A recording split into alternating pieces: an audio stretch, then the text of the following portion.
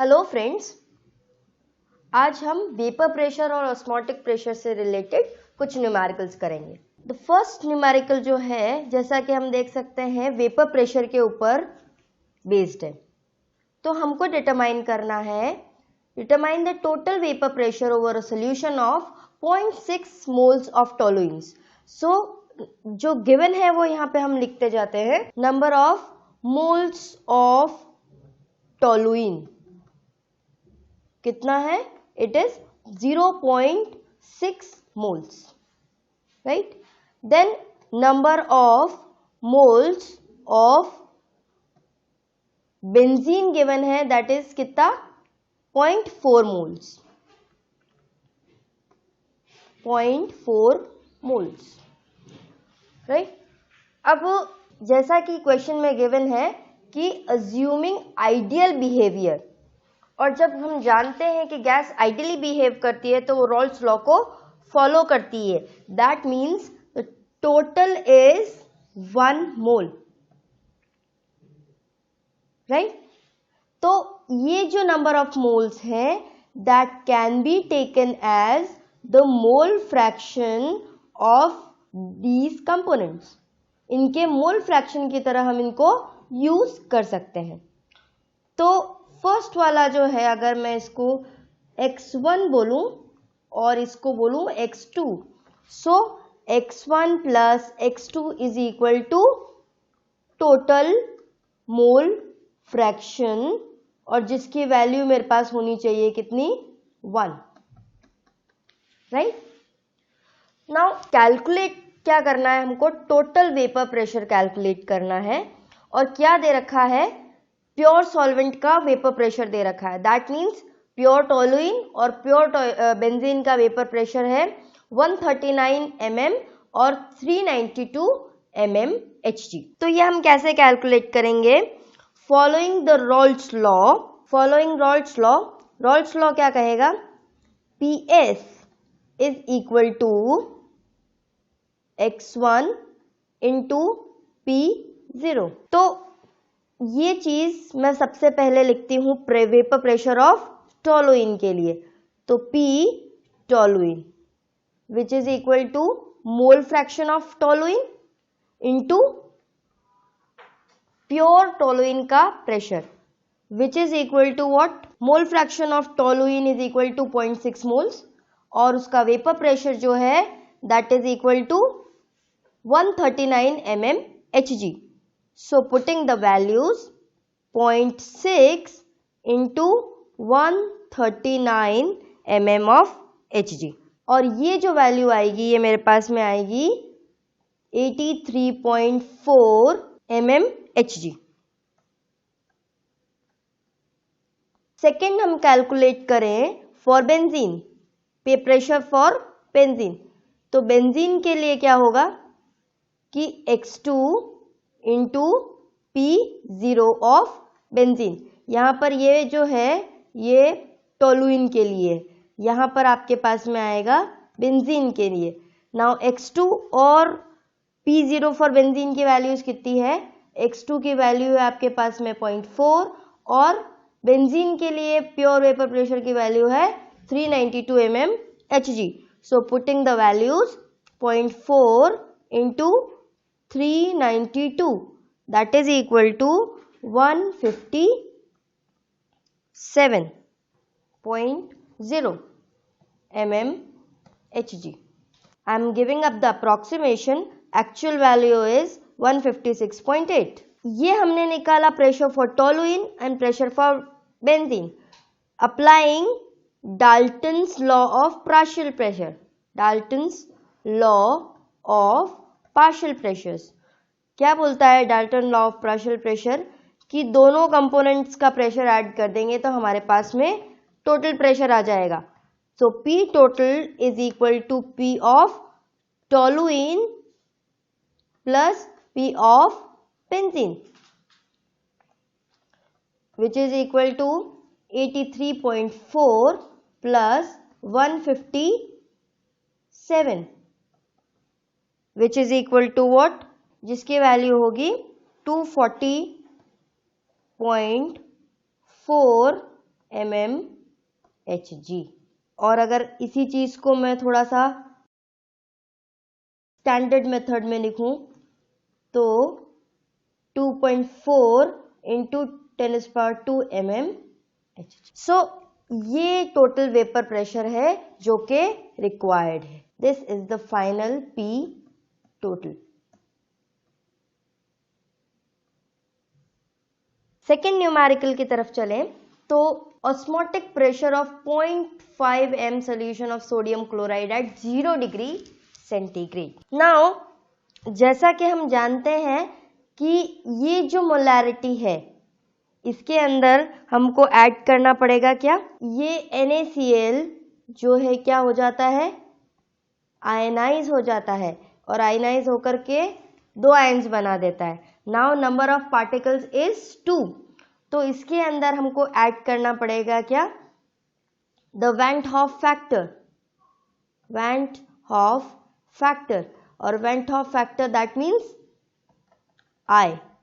और क्योंकि ये दो अलग अलग बना रहा है, डिसोसिएट होकर के नंबर ऑफ पार्टिकल्स ट्वाइस हो रहे हैं, सो I की वैल्यू हो जाएगी हमारे पास में 2। नाउ डायरेक्ट फॉर्मूला पुट करना है आपको ऑस्मोटिक प्रेशर का। ऑस्मोटिक प्रेशर का फॉर्मूला क्या है, pi is equal to I mRT।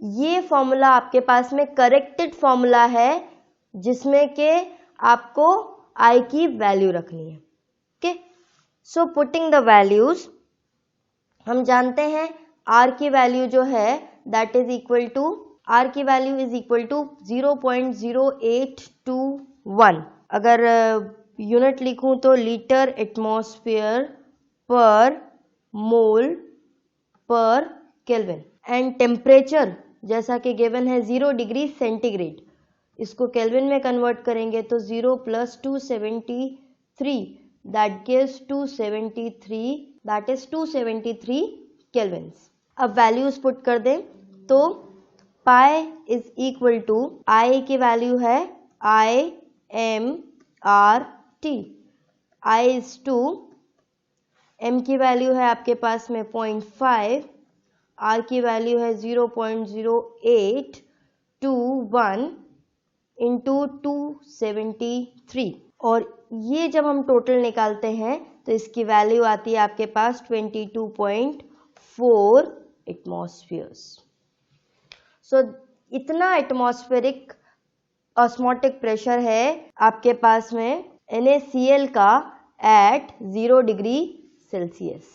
Next question is, in order to find molecular weight of hemoglobin, 0.5 grams was dissolved in enough water in a volumetric flask to give 100 ml of solution। 0.5 gram haemoglobin जो है 100 ml solution में makeup किया हुआ है। Now osmotic pressure of this solution was then measured at 25 degrees and found to be 1.35 mmHg। हमको इसका molecular weight निकालना है, राइट। सबसे पहले तो जो हमको प्रेशर दिया हुआ है, क्योंकि बाकी सारी चीजें हमारे पास में एटमॉस्फेयर में आएगी, हम इस प्रेशर को कन्वर्ट करते हैं एटमॉस्फेरिक प्रेशर में, राइट। तो osmotic pressure pi is equal to 1.35 mmHg। इसको कन्वर्ट करने के लिए हमको क्या करना पड़ेगा, इसको 760 से डिवाइड करना पड़ेगा और इसकी वैल्यू जो आएगी वो आएगी 1.78 इंटू 10⁻³ एटमॉस्फेयर। ये तो हो गई पाई की वैल्यू। नाउ ये जो टेम्परेचर है, टेम्परेचर की वैल्यूज है आपके पास में डिग्री सेल्सियस में, 25 डिग्री सेल्सियस। तो इस 25 डिग्री सेल्सियस को हम केल्विन में कन्वर्ट करें तो आपको ऐड करना पड़ेगा इसके अंदर 273, राइट। तो it comes out to be 298 kelvin. Formula जैसा कि हमारे पास में अगर इनिशियली हम फॉर्मूला देखें तो pi is equal to mRT, this is the formula. ये फॉर्मूला है हमारे पास में पाई है। R की वैल्यू हमें मालूम है क्या होती है, 0.0821 लीटर एटमॉस्फेयर पर मोल पर केल्विन। इन सब की वैल्यूज लगा करके अब हम निकालेंगे number of moles. So number of moles is equal to m की वैल्यू हमको निकालनी है, तो m की वैल्यू हो जाएगी RT upon pi. Now putting the values, इनके वैल्यूज हम रखें तो R की value is equal to 0.0821 into 298 upon 1.78 into 10⁻³ pi की वैल्यू।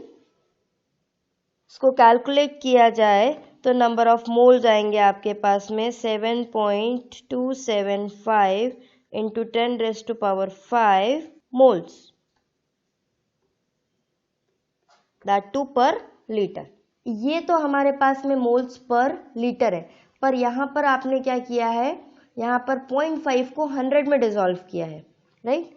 तो इसमें हमको क्या करना पड़ेगा, हमको कैलकुलेट करनी पड़ेगी वैल्यू जो कि 1 लीटर के अंदर डिसॉल्व है।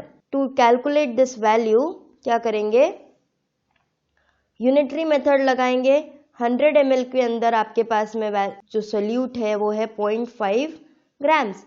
सो 1 ml के अंदर होगा 0.5 अपॉन 100, और obviously in this case 1000 ml के अंदर आपके पास में आएगी value 0.5 upon 100 into 1000, that gives 5 grams पर लीटर। अब जैसा कि हमको पता है कि नंबर ऑफ मोल्स के लिए फॉर्मूला है हमारे पास में, number of moles is equal to grams of substance upon molecular weight. तो इसमें से जब मॉलिक्यूलर वेट निकालना होगा तो molecular weight is equal to number of moles जो हमने निकाल लिए और grams of substance per litre, right. तो नंबर ऑफ मोल्स की वैल्यू क्या है, नंबर ऑफ मोल्स की आपके पास में वैल्यू है ये 7.275 इंटू 10⁵, और ग्राम्स की वैल्यू है ये। सो पुटिंग दीज वैल्यूज, इन वैल्यूज को हम पुट करें, so number of moles is equal to grams of substance upon molecular weight. So इसके अंदर से अगर हमको मॉलिक्यूलर वेट निकालना है तो उसका फॉर्मूला होगा grams of substance upon number of moles. इनकी वैल्यूज हम पुट करें तो 7.275 इंटू 10⁵ और 5 ग्राम्स पर लीटर। इसकी वैल्यू हम पुट करते हैं यहाँ पर 5 अपॉन 7.275, और इसकी फाइनल वैल्यू आएगी आपके पास 6.87 इंटू 10⁴ ग्राम्स पर मोल। Final question on osmotic pressure. Find the osmotic pressure in mmHg for 6 liter of 0.108 solution of barium chloride at 30 degree Celsius. अब क्योंकि बेरियम क्लोराइड जो है वो एक सॉल्ट है और आयनाइज होकर के एक बेरियम का और 2 क्लोराइड के आयंस बनाएगा, सो अल्टीमेटली यहाँ हमारे पास में जो काम आएगा वैन हॉफ फैक्टर,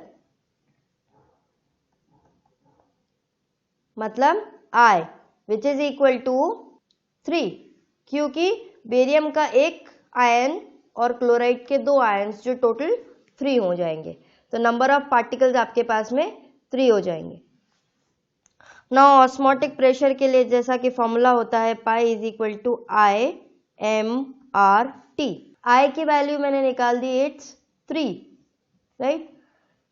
m की वैल्यू हमारे को दे रखी है 0.108 m। T is 30 degree Celsius.